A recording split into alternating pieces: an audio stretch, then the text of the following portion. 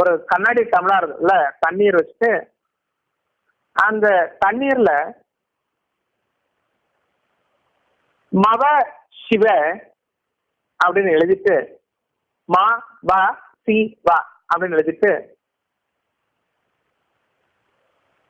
நசி மசி சுவாஹா நசி மசி சுவாஹா அப்படின்னு சொல்லி தண்ணிய நம்ம ஆன்டி கிளாக் வைஸ் 9 முறை சுத்திட்டு அந்த தண்ணிய ரைட் ஹேண்ட்ல மிடில் ஃபிங்கர்ல ஒழுகுற மாதிரி ஓரமா கால் படாத இடத்துல ஊத்திடலாம்.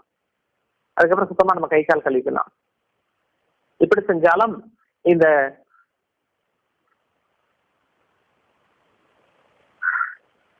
இப்படி செய்தாலும் இந்த கண் திருஷ்டியானது குறையறதுக்கு வாய்ப்பு இருக்கு.